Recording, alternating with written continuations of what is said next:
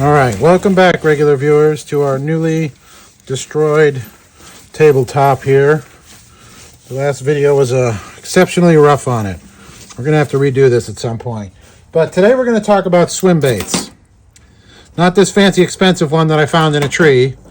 This, one of my ugly old ones here that doesn't really work. So my goal is, by the end of the video, to make this non-working one work like this working one. Does that make sense? No, that doesn't make any sense. I found this one in a tree, like I said. It's extremely expensive. I don't know who manufactures it. If you recognize it, go ahead and leave a comment below, pretty please. Let me know. It doesn't have much of a hinge, you know, but we actually have video of it. We'll show you here in a second of it swimming. Came with some really heavy-duty hooks. But like I said, I was fortunate enough to find it in a tree. So this one here I made several years ago when I was just starting out. You know, I was okay with the details. And we got some little mouth parts there, a little gill plate, nice little lateral line. That's the word for it. I made the body here, or the scale pattern, out of aluminum tape that I ran a knurl over. A little bit of scale patterning up there that really didn't come out. The tails work really nice. It lasted a long time. All right, but this sucker is pretty heavy. So I didn't really know that much about weighting, proper balance and weighting on it, or properly adding weight to it. So we are going to remove weight from it. We'll probably reshape it somewhat. Get it maybe not so square, maybe more roundish, and see if we can't make a more effective lure out of this, okay? And look at the huge tail they put on that dog right there.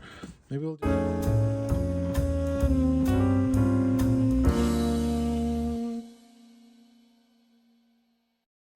we'll do something bigger on this one too, to kind of, it's not going to look like this one obviously in the end, but maybe we can get this to work better. All right, I'll show you some video of how terrible it works right now.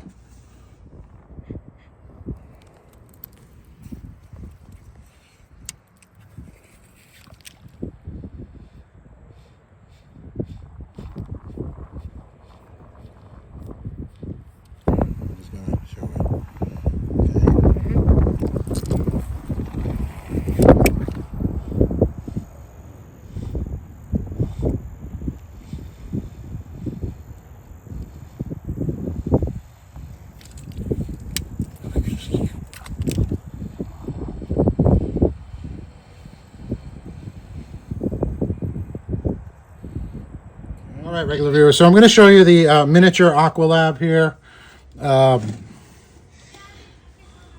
So that thing sinks pretty fast. Plus, it falls all the way to the bottom. It doesn't balance on the hooks there. It does sink. I don't know if it's easy to see in here. I apologize. It sinks straight, so that's good. So it is balanced. It's just way too blasted heavy. All right. The expensive store-bought one. See that? It sinks a little slower. Still sinks pretty quick, but it stands up on those hooks there. So we're going to want this one to just barely sink. I like them much better when they just barely sink. So we're going to have to remove a lot of lead from it in order to make that happen. And you can see the lead holes there, and there, right? So we're going to have to remove a lot of lead from it to do that and still maintain that balance here. I gave this lure to my father. I actually made two of them, and I lost mine. I'd like to tell you it was battling a big fish, but I just got it hung up on the bottom. But anyway, my father described this as too heavy to be usable. All right, so that's not what you want to hear. So we're going to get this working again. Let's start off with removing all the hardware.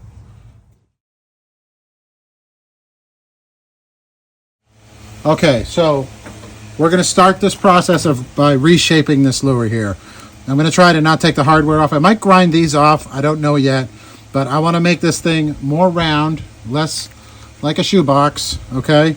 The top did get a little round, but I think we can do better.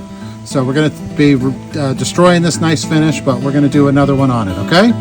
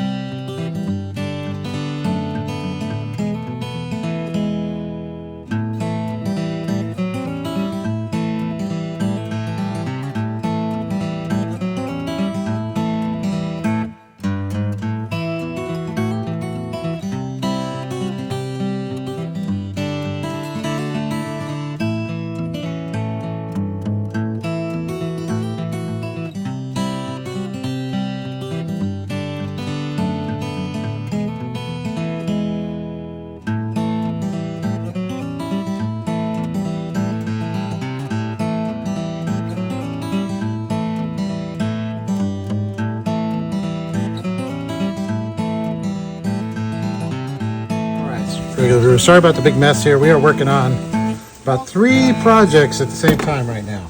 So, back to these fish. All right, you go make your mold box or make up this plaster. So I think when I made these, I did not have weights or my lead pot at the time. I was more regular. Is it okay to use the whole thing in there? Go nuts. Okay. So I think I can maybe pull these out. No? They're wiggling in there like a stick shift. See that? Yeah, don't breathe that. Like a stick shift? I bet you if I hit that with a drill, it'll get stuck and suck it out. Let's try this. See if we can drill a screw into it, and then I'm just going to have my vice grips ready, but I didn't.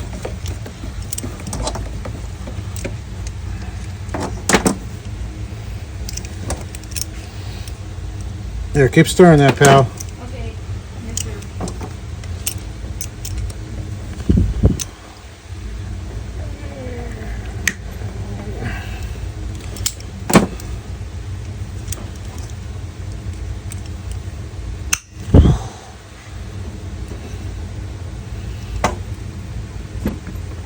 Nope. It was a good idea in theory. Oops, that could have been painful. Okay, back from other project. That's why I'm all white. Don't worry about it. There we go. Woo, that's hot, turns out. There we go. Ta-da, that's one. Do you want to be like your friend and let go? Permanent damage. We can fix this permanent damage here with baking soda. Or why don't you just glue it back in? How about you do that? Do exactly that. Did you go like so? No. Stay tuned while the regular guy figures out this puzzle. It's like that. Okay. Let's clean off the lead over here before somebody dies.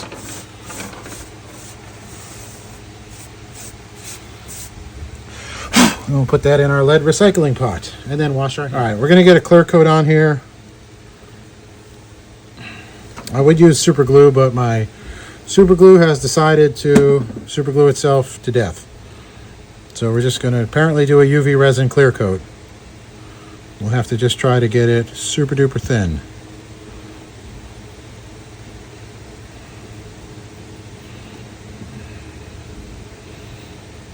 Because it's time to start trying some sea trials. Okay. Well, that is going to be a sticky mess right there. Child of mine, can you get some of those small needle nose pliers, please? The needle nose vice grips right there. Yeah, your hand's literally on it. You're literally touching it. Thank you. Good man. Here, pick up the stuff you just knocked down. Sorry about that. Okay. Ooh, looking good.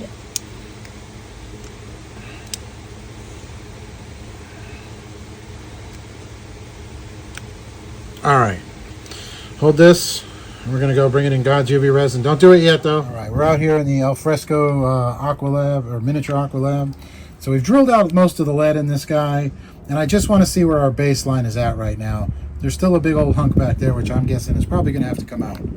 So we can put it upside down to let all the bubbles out, flip it over, let it drop. Okay, so the snoot is floating, and the tail is sinking. So we're going to start by removing this lead back here and seeing where we're at. And then we want this to have a lot less lead than it had. We want this lure, the goal is to get it to mostly suspend, just barely float actually would be perfect right now, because we will add a lot of weight with the clear coating and everything like that. But always when you're doing these tests, you need to make sure that you have the hardware that you're going to be using on your bait. All right, so also over here outside today, we've got our lead pot cooking.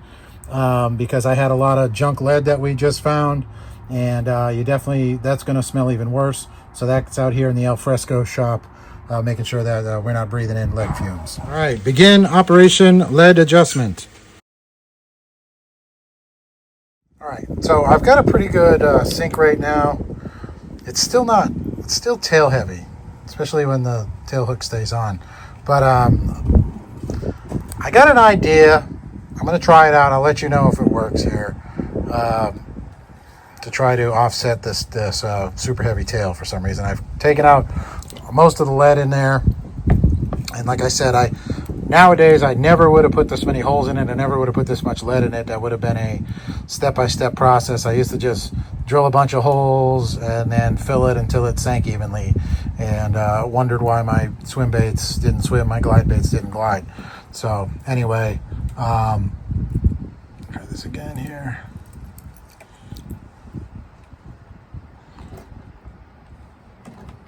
So I mean, it's pretty balanced. Well, I mean, it's not balanced, rather. It's still tail heavy, but it's sinking a lot slower, almost suspending. So, but we're going to see if we can't get this to suspend here. I'll be right back. Okay, so here's the winning combination: buoyancy. It takes forever to come up. So we added some foam in the bottom here. Basically what we did is trap air. And I think I'm going to be able to do that permanently. I just stuffed some foam in it just to try it out. But I think with UV resin and some patience, I'll be able to do that permanently and get that rate right there. So I'm going to go play with some UV resin and trapping air bubbles in there, and I'll show you the results here.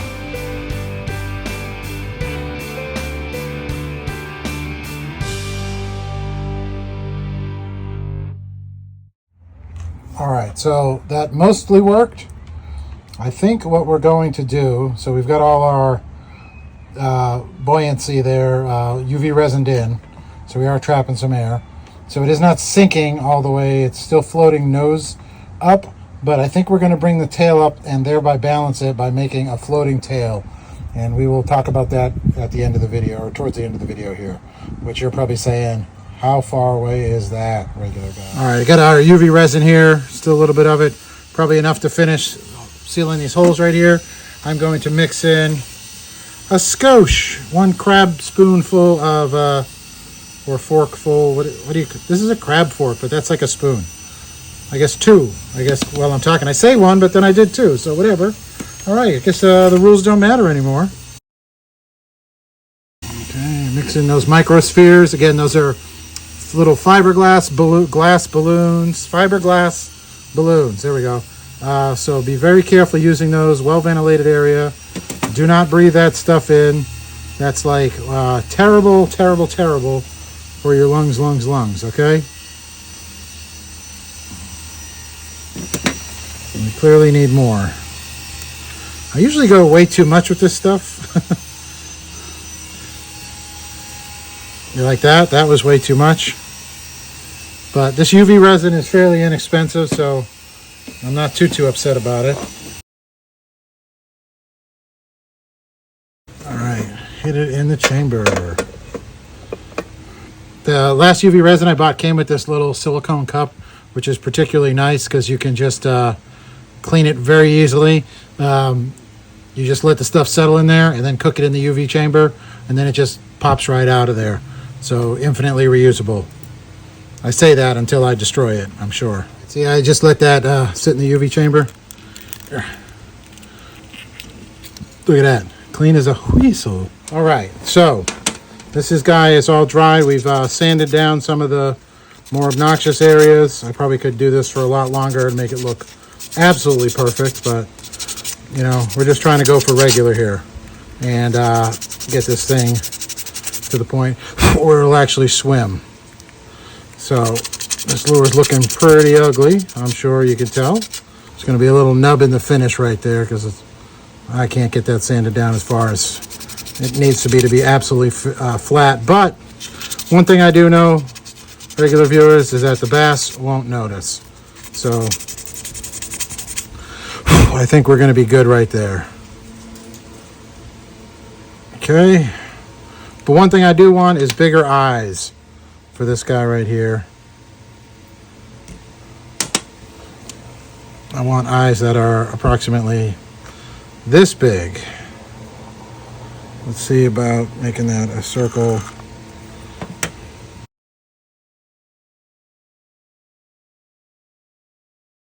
You still got to be careful with these. Even though they got this nice point on them, these will still walk on you if you don't pay attention.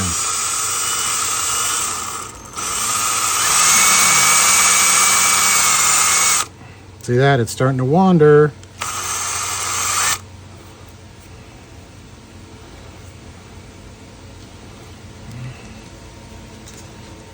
Now that one's up higher than that guy.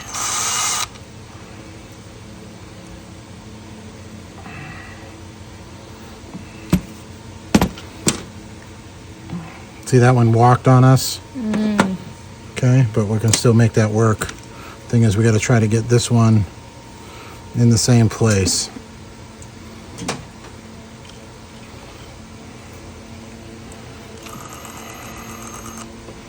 Still walking. Let's get a bigger divot in there for that to go into.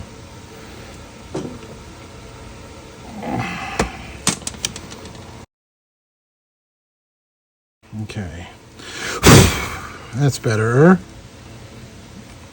All right, nice big eyes on it.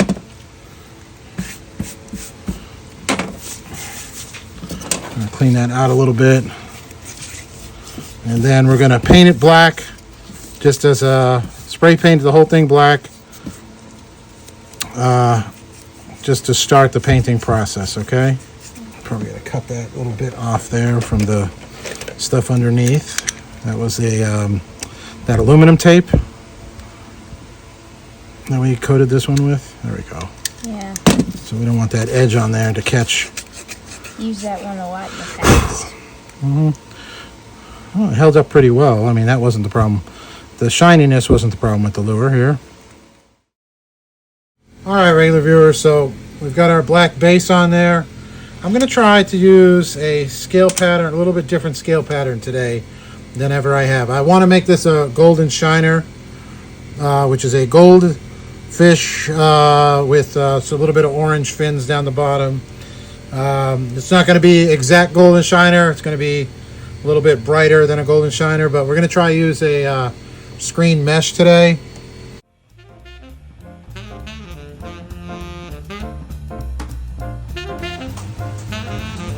That's not great, but it's not horrible. We do have a golden scale-ish pattern.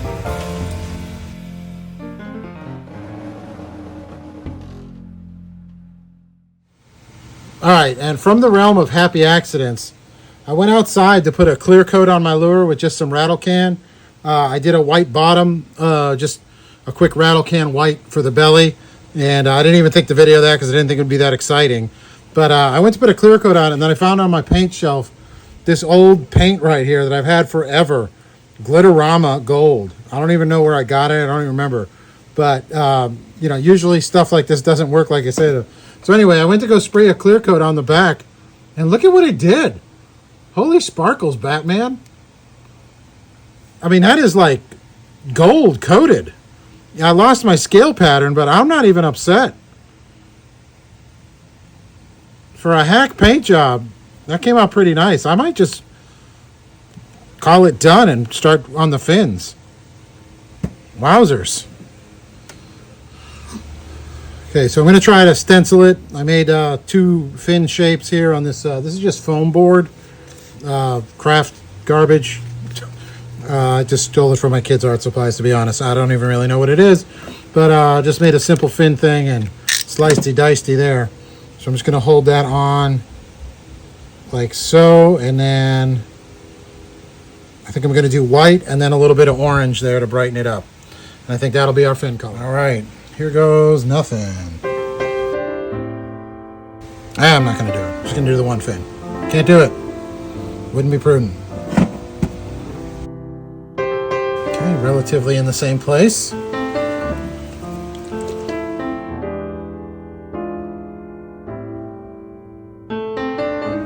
All right, and we're going to put a silver eye with a gold ring on it. so that the gold, I was going to do the solid gold eye. I was afraid it was going to kind of get lost in the sauce there with the, wow, that's a full thing of glue. That was way too much.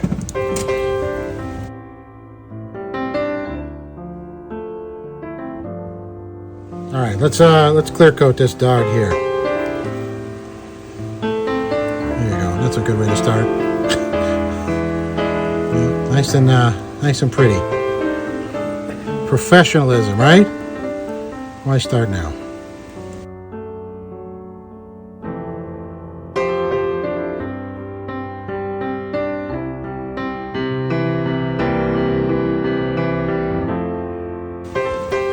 All right, back from the UV shop. We are 5x5, ready to go here. This thing is cleaned out. The joints actually still work nice. This one right here is going to have to get a little cleaned up, but we'll get the hooks on it. And I think we are time to make up our soft plastics under the UV deal here. I UV'd this surface on the soft plastic molds that I make out of plaster. And it'll be interesting to see if that works. So let's let that cook some more, and we will clean this up and mix up our color and get on to making the tail. Okay, we've got this good to go. We've cleaned out where the hooks are going to go. While we're working on that, let's, if I could use my faithful assistant over here, the regular grandfather, here, help me out, please. This is the color we're going to make here. It's called used saltwater lure. I don't think we're getting paid enough. Okay. Okay, cut that up in there. They have to be even. Yeah, just so it's visually pleasing. How about we get into manufacturing mode here? What's that? Get into manufacturing mode. That's right. Generally, you want them in the cup. Now, it's not going to stay clear like this because we're going to add a secret ingredient to this tail, which is microspheres. So they are going to get a opaque color to them. And if it doesn't maintain this bright, obnoxious traffic cone orange, we can add some oil-based food coloring to the mix.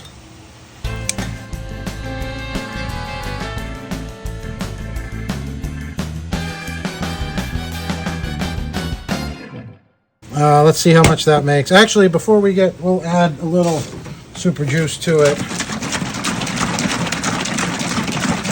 Just to round out that amount. Baked plastics. That's good. Want me to add some nuts and blueberries? Yeah. If you want. I don't think the bass will particularly enjoy that, but all right. Over there to the microwave. All right, and we're going to start adding today's secret ingredient, microspheres. Again, well-ventilated area. Here, step back. You definitely don't want to breathe this. And we're going to add 2 scoops, just like Kellogg's, was it Raisin Bran? That's 3 scoops, though. Don't worry about it. I really want this to be buoyant. Here, wait till I mix it in a little more. The wind's blowing across the desk here.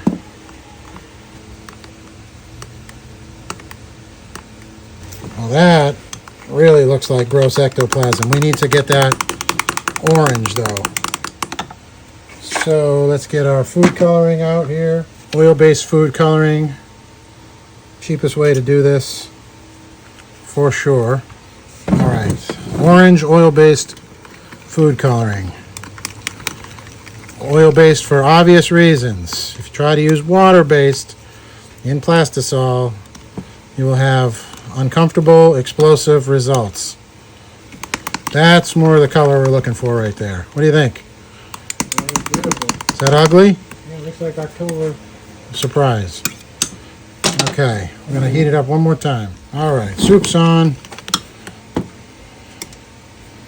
Talk about making floating worms right there. Mm-hmm. I think this all started up in New Hampshire in winter With in the shed. with a hot plate With a and, hot plate and boredom. and an iron skillet. Mm-hmm. That's right. Melting worms that have been broken over the summer. And we had 2 molds. Right. All right, let's see what we got for a tail. It filled because it came out the sprue vent. Should be. Hey, that worked, man. That UV resin in there worked.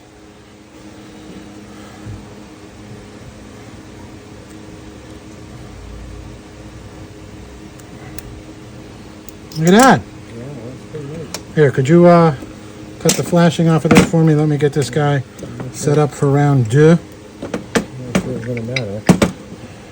There's that vote of confidence. There's that vote of confidence I worked so hard for. I'm saying it's just invisible. Well, you gotta cut the flashing off for the folks at home. Oh. They don't want to see that stuff. They can only go so far with my shenanigans on homemade lures and how bad they look. All right, there is our finished fish. And the good thing about this tail, though, is if you think it's too big, you can modify it to whatever size you want.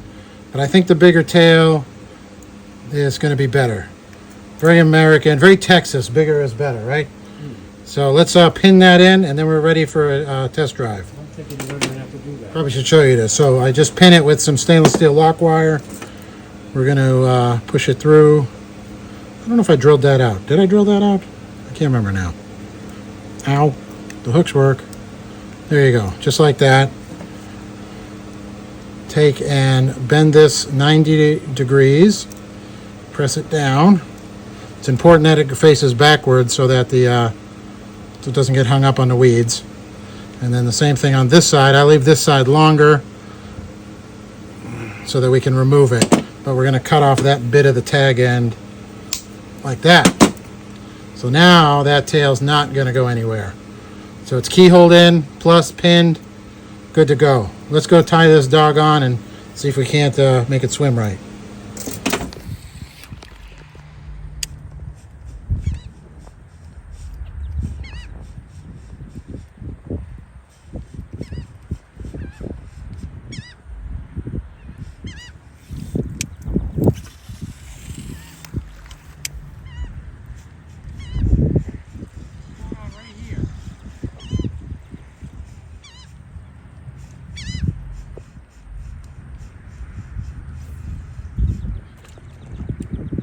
All right, welcome back, regular viewers. Everybody's favorite part of the video, the end. So you don't have to put up with me that much longer here. Our lure is completed. We did our test swim. It took us a little bit to get it to figure out how to make it swim. The only thing I might do differently is we're going to give Grandpa a second set of hooks right here. Right now it floats just a little bit out of the water, about right at that level right there. I think if we put a heavier hook on it, it'll just barely sink, which is what we were going for. So our buoyant, big, obnoxious tail, plus the way that we weighted it here, I think we got the weight we wanted. Grandpa, what did you think compared to the original I gave you? 100% better. The first one, just number one, no matter what you did, it wouldn't swim. And it was just klutzy to cast. Too heavy. And it was just obnoxious to fish. I found that it was one of the ones that I would just put down after 1 or 2 casts. I did catch 1 fish on it though, so that was kind of cool. Oh, But I didn't even know that. Yes, the little guy here was in the boat at the time. You don't remember that, do you? No. Of course not. You weren't Not a paying single attention. He was sleeping. And anyway, it was that was the last time I actually used it. But I knew that the concept was good. But what I liked about this was that yellow tail, or the orange tail. You can see it 100 miles away, and it looks like a redfish tailing, believe it or not, as it's coming through the water. Yeah. Yeah, I guess we made so a big even though it was a dark day when we tried this, the tail stood out like a sore thumb, and you can actually follow it in the water a lot better, along with the weight it was making. So this lure, just for the folks at home, with our reasonably sized measuring device here is, where are we at? 6.5 inches. Okay, if we pinch the tail down, maybe we can get to 7, right? So we're at 6.5 inches, and I didn't get a weight on this, but it is, I would say it's half the weight of the original. What do you think? You think it's about half the weight? At least half. So, but it does what we want it to do. So the lesson learned, guys, is if you make a lure and it fails, this isn't perfect by any stretch. It's still not 100% straight or square. But if you make a lure and it fails, you can remake it. So save those, learn from lures in the past. Don't be embarrassed by them, because you can make them better. You know, that's the regular way, is not being wasteful, learning from your mistakes, and just keep going until you get something that you like. Because I guarantee the bass won't notice, as long as it does and looks the way that they like it. The bass won't notice that it's hokey and homemade, and you know, kind of a little out of round, out of square, that kind of stuff. So thank you very much for tuning in this week. If you have any questions, comments, concerns, please leave them below. If you'd like to send an email, you can send it to our magically appearing email address, which will be right here. There you go. Thank you for the help right here. All right. Other than that, thank you so much, and you stay regular.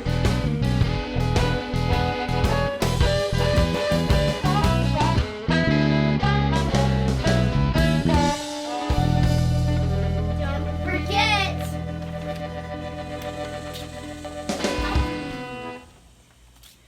Hey, what are you kids doing?